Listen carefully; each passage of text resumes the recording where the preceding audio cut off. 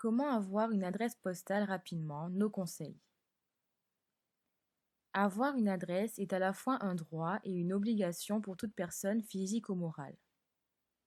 En effet, elle représente de nombreux intérêts dont le principal est la possibilité de localiser la personne. Ainsi, on parle de l'adresse postale. Cette dernière est le lieu auquel une personne reçoit ses courriers. Elle concerne aussi bien les particuliers que les professionnels. Mais comment obtenir une adresse postale? Premièrement, l'adresse postale, les intérêts. L'adresse postale est plus proche de l'adresse administrative.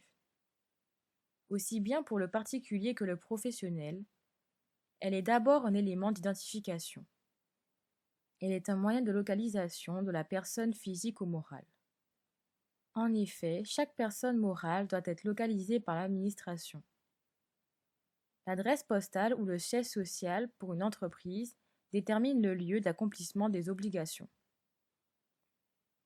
Par ailleurs, pour le professionnel, avoir une adresse postale est une étape essentielle à l'occasion de son immatriculation. Cette dernière ne peut aboutir sans un justificatif de jouissance de local. L'adresse administrative ou l'adresse de domiciliation détermine la loi applicative à la société, la compétence territoriale des juridictions et des différentes administrations. En ce qui concerne le particulier, l'adresse postale lui permet d'avoir une adresse stable. Deuxièmement, quelles sont les structures offrant une adresse postale? Aussi bien pour la personne physique que pour la personne morale, il existe plusieurs structures mettant à la disposition de ses clients une boîte aux lettres.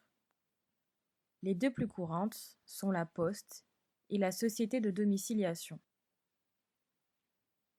Troisièmement, comment obtenir rapidement une adresse postale? La procédure auprès de la Poste. La demande d'ouverture d'une boîte postale peut être faite en ligne ou en physique au bureau de poste. La procédure auprès d'une société de domiciliation.